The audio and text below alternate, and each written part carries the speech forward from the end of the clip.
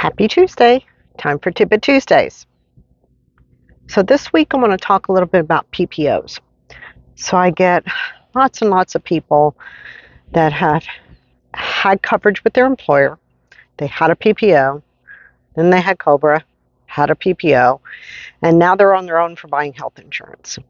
So in Texas, there is not a PPO on the individual market as far as using the marketplace.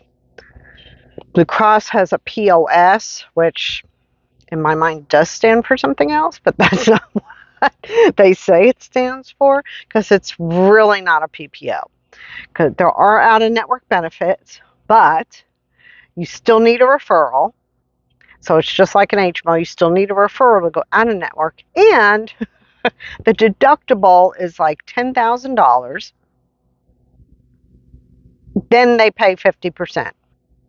So basically, you have no out-of-network coverage unless you have a major catastrophic event. So POS, not what they say it means, what I think it means, it's really what it is. Okay, so then what are your options? So if you have an LLC and you and spouse on an LLC or have one employee, we can certainly do a group plan that offers you, we can do a PPO choice, option. That's one of the choices. But then if you have your own LLC and you may not want to offer benefits to an employee, or maybe your spouse is not on the LLC, that means they have to be a W-2 employee. So there becomes some legalities, things to work through on that. The other option in getting a PPO is doing the self-employed plan. So the self-employed plan, as long as you have an LLC, which means you get a K-1 form, you don't have to even be paying yourself. Or if you are a 1099 equivalent employee. So what that means is hairstylists, real estate agents, plumbers, electricians, insurance agents, people who are licensed or hold a license, and they could possibly work for somebody, but they could work on their own because of that licensure. And again, if you're that works, where you would qualify for that plan, which does have two PPO options, Blue Cross Blue Shield PPO option and a PHCS PPO option. Then if you're just a straight 1099 employee, let's say you're a writer and you do contract stuff, or you're an IT person, you do contract stuff, then you get a 1099 and you're considered a 1099 employee. So again, you're eligible for this plan. These plans, great, because that is another way to get a PPO plan.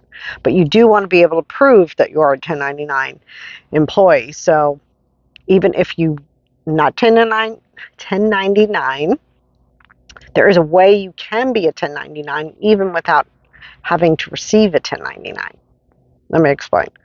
So I know a lot of you have heard of some of these different companies like Avon, Mary Kay, Amway, Rodan and Fields, doTERRA, they all have the ability for you to buy products from them, but you can enroll to be they all call it something different, an associate, a partner, whatever. You pay a small fee to be one of those associates.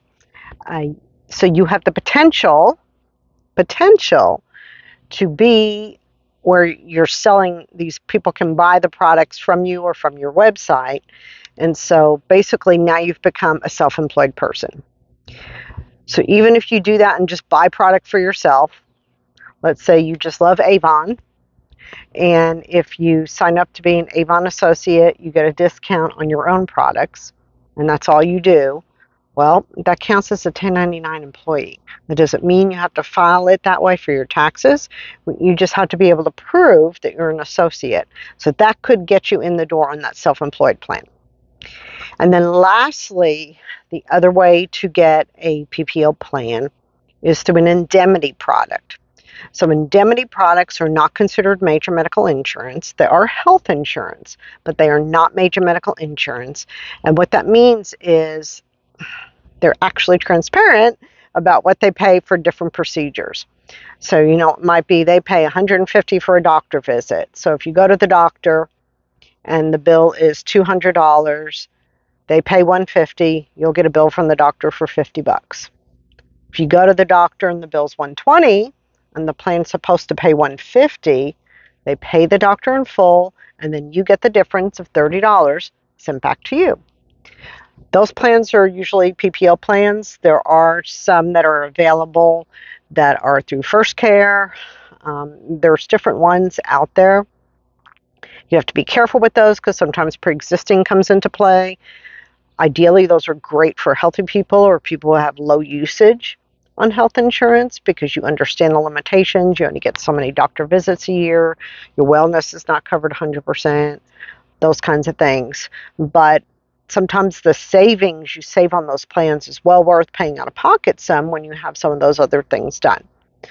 So if you're looking at a PPO plan and they're telling you it's United Healthcare, that's a limited benefit plan. There's only a few companies that are true PPOs, and you don't want to get stuck with a company that's all they're showing you as their product, and they're telling you, for example, it's United Healthcare, when what actually is happening, it is through the United Healthcare network, but it's not a major medical plan. So you have to be careful. When you're talking to an agent, ask them, do you have any other carriers, insurance companies that you can show me? And if they say no, run away because they're just trying to sell you their product. It may or may not be a good product. I just had a conversation with a lady today about that. I'm getting texts and I'm like, don't respond to that because it's not a true PPO and they're not explaining to you what you're getting. When I lay that out for you, I explain that it is not major medical. It's an indemnity plan. Here's how it works. So people are not surprised when they go to use it and they get a big bill in the mail or they find out something's not covered. Yeah, it's great when you get a check, but then when you have something happen, if you need an MRI, let's say, and they only pay $500 for an MRI, if you don't shop the MRI, you're going to end up with a really huge bill of like $1,500 because all the plan paid was $500 for an MRI, where you could go somewhere like Green Imaging and get a $525 MRI and you just out of pocket $25. So there's some tricks to using those indemnity plans that I try to teach people so that they understand what they're getting and how to use it. So as of right now, those are the three options for doing PPO plans. The self-employed plans are really great because they are nationwide. The indemnity plans are nationwide as well, and networks. And then the group ones, obviously, if you have a PPO, you could probably find a PPO, but you're getting Blue Cross Blue Shield of Texas.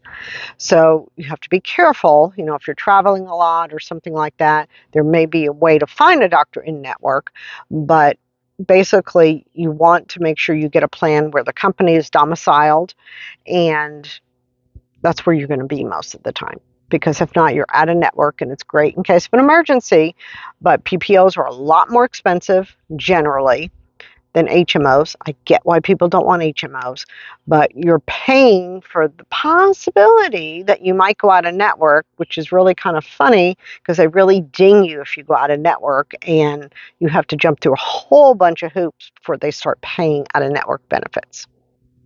So until next week, peace out.